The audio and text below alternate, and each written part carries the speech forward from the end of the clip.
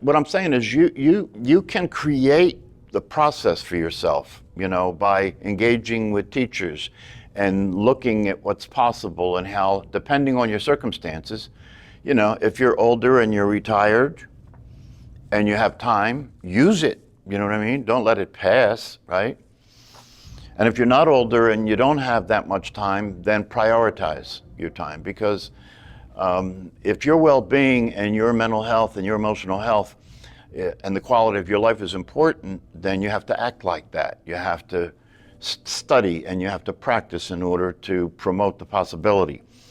So one of the things I wanted to share today is a statement from an article that I was reading of James Lowe, which is an excellent article.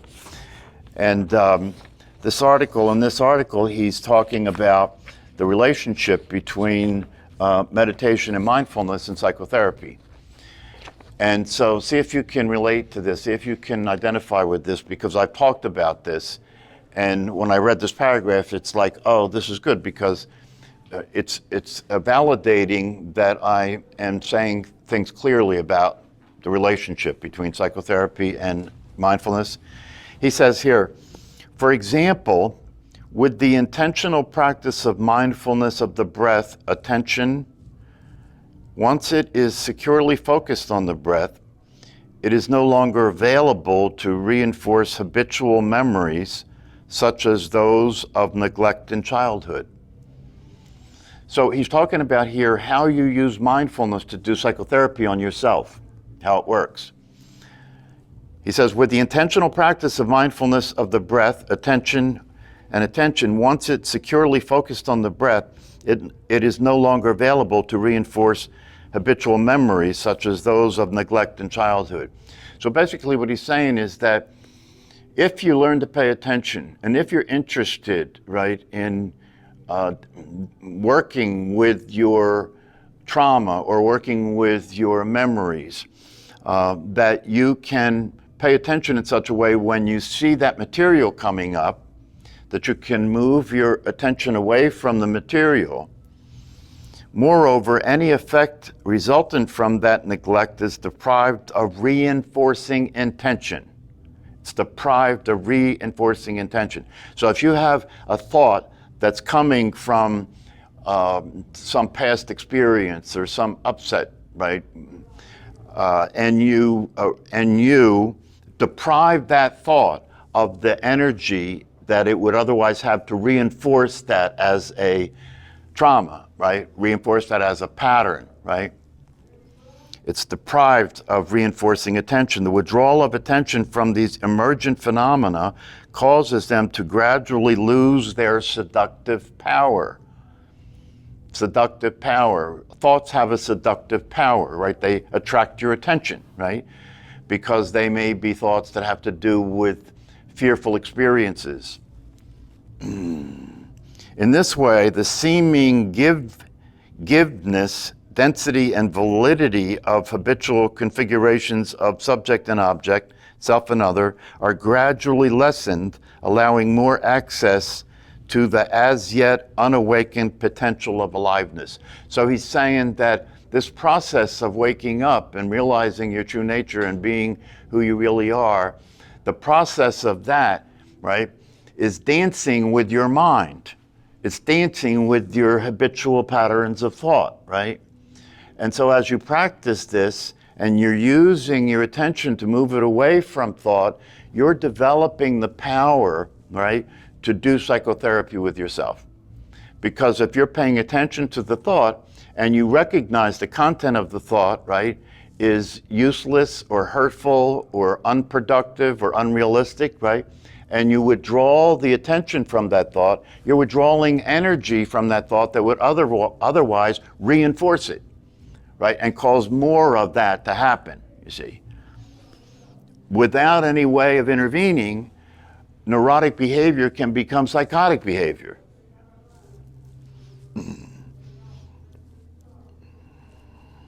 The conjunction of mindfulness techniques and psychotherapy methods of assessment, diagnosis, and treatment can bring concrete benefits to both therapist and patient. So I really want to emphasize that, because in my view, if you're practicing mindfulness meditation and you're developing the understandings that go along with it, right? You're learn what are the understandings that go along with it? You learn what are they teaching in the traditions, right? They're teaching psychology and neurology. That's what they're teaching in the traditions, because what are they talking about? They're talking about how your mind works, right? They're talking about the patterns that get reinforced by paying attention to them, and even worse, acting them out, you know? Because if you pay attention to a pattern and you don't see it with any space, you don't see it with any distinction as being different than you, right? Then you could go to the next step and act it out. And when you act something out, it further reinforces it, right? So you become, you know, if you keep practicing being neurotic, you become more neurotic, right? If you keep practicing being neurotic, your behavior is more neurotic. And if your behavior is more neurotic, it's creating more conflict and dysfunction in your relationship with the world and with other people, right? Yeah, so you're taking that process and you're working it backwards. You're undoing it. You're deconstructing the mental state. You're deconstructing the neural patterns that typically play unattended to, because if you identify with what you think, then it's unattended to, because you're being the thinker. See, it's insidious. If you identify with what you think, you're being the thinker, right? Which puts you into the thinking process as part of the thinking process. You become part of the thinking process, because when you think you're the thinker, right? Then you are identifying with thought, if you think you're the thinker. And there's a very important distinction here, because when you think you're the thinker, that's the way it is for most people. If you think you're the thinker, the voice in your head is just you being yourself, isn't it? It's just you being yourself. There's no reflection on it. You're not looking at it to see, well, does this make sense? You know, is this rational? Does this fit what I'm interested in terms of the quality of my life? Does this fit what I'm interested in terms of the results that I'm looking to have in my relationships? And if it doesn't, you know, stop allowing it to possess you. Stop allowing it, stop identifying with it, stop being that, and allow yourself to start to experience another possibility. And that possibility is the possibility of being see, when you move your attention from the thinking activity, when the thinking activity is neurotic or worse, right? You're instantaneously liberating yourself. In that moment, you're liberating yourself. You're taking yourself out of hell. You're taking yourself out of the useless, negative, repetitive, cognitive processes and moving your attention over to the spaciousness of awareness, being aware of the breath. The breath becomes the anchor that you can use to hold your attention, right? And as you're holding your attention, there is an awareness there, a spaciousness there, and a possibility of experiencing yourself in your life as a free reality rather than a conditioned reality, rather than a person that keeps getting played in thought patterns and stories, right? The thought patterns are stories. Who are they stories about? The person that's also being generated in the thought patterns, right? Enough can't be said about the fact that the thinking activity is the place that the suffering gets generated. Now, it's important to also note that that doesn't mean that you should throw the baby out with the bathwater. No. Thinking can be a functional, practical reality, right? But only if you clean it up. Only if you stop attending to the aspects of it that are not functional, that are not useless. So that what happens is, over time, if you're doing the practices, you experience more of a quiet, more of a calm, more of a tranquil state, because you've eliminated a lot of neurotic thought patterns, because you've deprived them of energy by not giving them your attention. Does this make any sense? So what I'm saying here is that while we're practicing something formally when we practice meditation, the intention of it, if you want to have it make the difference it can make, will only occur when it starts to become applied in your everyday life as you're going through the day.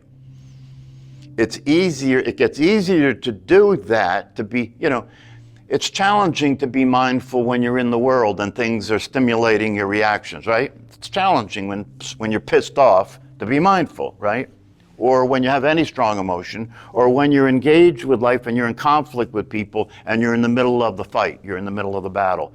It's very, very difficult to wake up at that point, right?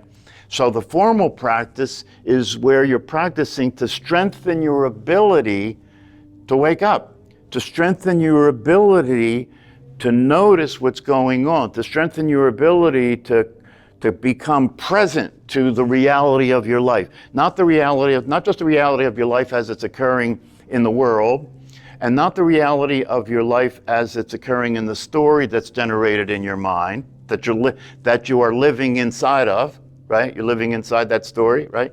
Not that, right? It's to get you to experience the truth of yourself in your life, which is not part of that thought process. So I want to emphasize that, because it's not just because if I emphasize that, and James Lowe emphasizes that, it helps you to see that this is not just about becoming a meditator, becoming a spiritual person, becoming enlightened, and all that other mishigas, right? That's all well and good, right? If it helps motivate you that you want to become enlightened. But how about just taking on the idea of becoming a good person, a healthy person, a person who is functioning in a useful and effective way in their life? A person that can experience happiness without a cause. Can wake up in the morning, right, and have a sense of being that allows the possibility of happiness to be natural, instead of something you're chasing, instead of something you're trying to achieve. Same thing with tranquility. To understand how this practice allows tranquility to become an experience that you have on a consistent basis. It can become a ground of being, to be tranquil, to have calmness in your experience as you move through life. And then you continue to do this practice, and it will further eliminate the destructive, unwanted, reactive, negative patterns that play in your mind. But it takes practice. The formal practice strengthens your ability to do it informally. And once that occurs and you're practicing it informally and you start to get the results that it will produce, that really will motivate you and turn you on, to even take it further, take it deeper. And there's no end to the possibility. There's no end to what's possible in terms of what you can experience and who you can be in your life and in your world. Two things are important to keep in mind when you're dealing with something that got triggered and it's coming up, right? If you're in a situation where you can sit down and be quiet, right, and focus on your breath, right, then you can use the opportunity to allow the strong emotion to come out. So in that situation, you would focus on where in your body are you feeling this emotion, right? And then you would breathe and relax with the intention of just allowing it to happen. And then you might cry, you might laugh, you might yawn, you might just sit there and be present, whatever the case may be, right? So, and with that, letting the emotion come up, right, at the same time, if you're paying attention and you notice thoughts, right, that are reactive thoughts, right? The reactive thoughts are thoughts that you would move your attention away from to bring it over to the breath, right, and the body breathing, and from there you could be relaxed and allow the emotions to come up. Now, if you were out in the world when all this happened, right, then obviously you really aren't in a position to sit and allow the emotions to dissolve or to arise, right? So in that case, you would simply move your attention away from the thinking and the emotions, but being aware of the body enough that the emotions could settle, right? In other words, you're not stopping, you're not trying to control it or stop it, right? You're maintaining awareness of it, but you're not giving full attention to the emotions, right? And then you're moving your attention away from the thinking. Why? So you can get out of the disturbed, upset state. and get into a more calmer, tranquil state of mind, like that. You have this model of being a spiritual person that you want to fulfill, right? That you're peaceful, that you know, all the stuff that, you know, we know. And then you have this other model that you're really an urchin, you know, that you're really just this addictive person that can't escape the patterns and you keep falling back into it, right? And these are two extremes, right? Two extremes, as you said, that's what you're talking, right? So what the Buddha would say and what the teachings tell us is find the middle way, find the middle, find the middle. And when you find the middle, what that may mean is that you are still involved in some of these addictive behaviors some of the time, right? But not all the time, and not as severely as you would if you went all the way, right? But that's still going on, right?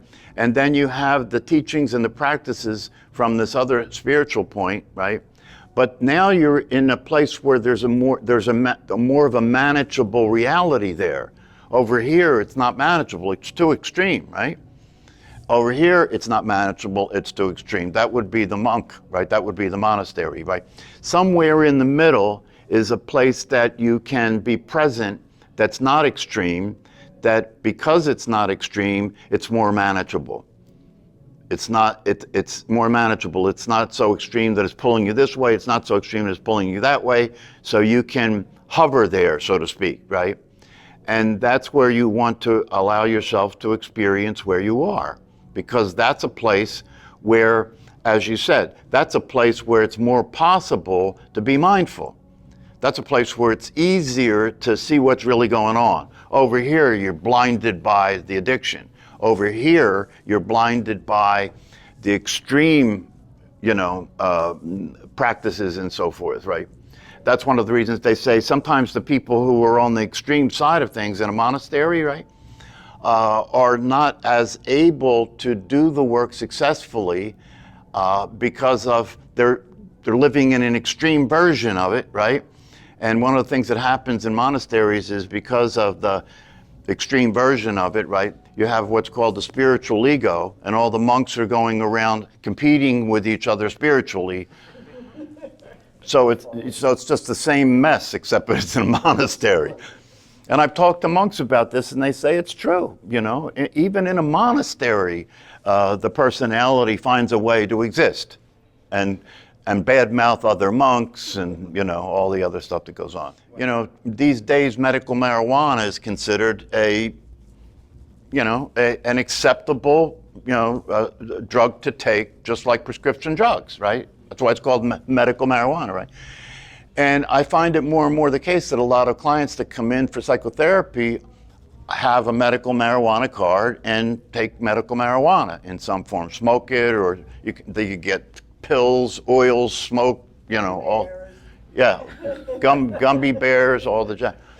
And they say to me, you know, well, what do you think, doc? Should I like, you know, stop taking that stuff, you know? And I say, no, don't stop taking that stuff, right?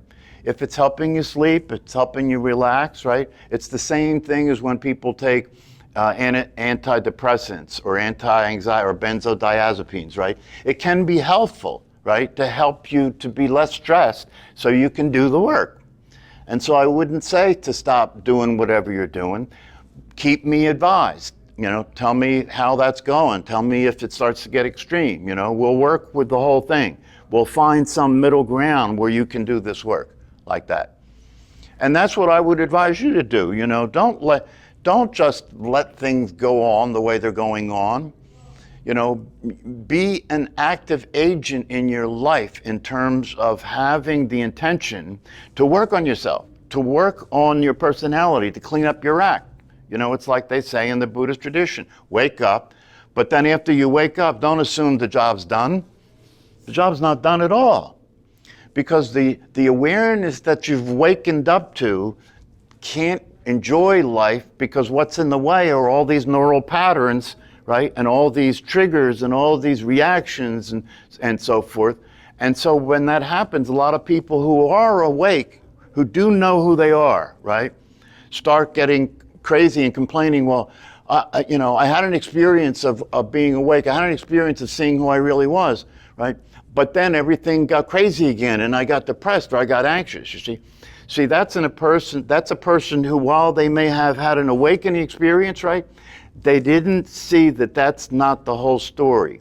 Now you want to use the ability that you have because you're awake and because you know that your awareness, right, you want to use that to go to work on cleaning up your personality by paying attention so that dysfunctional neural patterns, dysfunctional behaviors, right, start to dissipate. Why? Because you're paying attention to them when they go on. You're withdrawing. See, speaks directly to what you're saying. When it comes up, right, when the addictive thought comes up, eat the cake, drink the wine, smoke, whatever it is, right, you simply recognize the content of the thinking and move your attention over to the awareness of the breath. Or move your attention to something that is neutral or positive in the environment that you're in, right? Because that's psychotherapeutic. Doing that is psychotherapeutic, right? And practicing doing that is psychotherapeutic. Now, in doing that practice, right, you may not succeed all the time. You may have a thought, eat the cake, right? And you're moving your attention from the thought, eat the cake, over to the breath, being aware of the breath. But then the thought, eat the cake, comes back stronger. And then you move it back, and then you go back to your breath, and then the thing comes back to eat the cake, drink some milk, chocolate milk too. You see what I'm saying? And it may go back and forth like that until this side wins this time. You see what I'm saying? And you may have to eat the cake. Right? Then you get the guilt from eating the cake. Then you get the guilt from eating the cake. But you see, the position you're in is just like the position you're in when you're practicing meditation, right? When you're practicing meditation, sometimes you're the ball and sometimes you're the Louisville Slugger, right? When you're doing practicing meditation, sometimes the thoughts are strong, right? And something may have happened in your life that's upsetting, right? And so the pull of the storytelling and the thoughts is very strong, right? And you may sit there for the time you're meditating and just for very slight moments of time be able to move your attention to the awareness of the breath. And then it goes right back, right? And this is where a lot of times people say, oh, I don't know if I should meditate, I'm not very good at it. But that's a misunderstanding, right? If you're there with the intention to pay attention, and if you're there with the intention to recognize the content of the thoughts that don't work and move it to the body breathing, that's what you're practicing. That's what you're practicing. So even if you spend most of the time thinking this particular time that you're sitting, it's a perfect practice. It's still a perfect practice. And again, when you're talking about finding this middle way, it's a place where just you're practicing being mindful. You're practicing being intentional, right? And you'll win and you'll lose during the process of the practice, right? But it's doable here. In the extreme addiction, you're not doing this at all. You're just addicted, right? And the extreme spiritual practices, right? You're just forcing yourself to be spiritual, right? But if you find the middle way, then you can really practice in getting your ability to function and to stay out of trouble to be more stable and constant and consistent like that. But you've got to be willing to fail. That's where a lot of people get stuck, right? If you have a failure, right, and you have a binge party with food, right, or you have a failure and you drink a glass of wine and you pull the heavy stuff out and get drunk, right? You have to be able to recover from that stuff, right? That's why a big part of recovery for people in addiction, right, is when they're in the process of recovery and they fail and they go back into the addictive behavior, right? It's very important for them to be able to recover and let go of that and not have that torment them, because it's going to bring them right back into addiction again, right? So you have to be able to get complete about letting go of any mistakes you made or any failures you've had. You got to be complete about letting those things go so you can work with what's happening in the present moment. That's why even though this is psychotherapeutic, right? Even if you don't understand the psychotherapeutic aspect of it and you're just doing the technique, it's still going to be psychotherapeutic. I'm just saying, why not make that intentional, right? So you can practice that even more in the process. Well, it's not to escape it, it's to diminish your involvement and interest in it. And that happens by moving your attention out of the process of thinking about it, right? That's diminishing your involvement and your interest in it. It doesn't matter whether it's your conflict, it's the war in Ukraine, it doesn't matter what it is, it's all going to always show up in thinking. Same thing, going to show up in thinking. So moving your intention, or using your intention to move your attention away from the thinking when it's happening, will produce the same result, no matter whether it's about the tragic news or what's going on in your mind.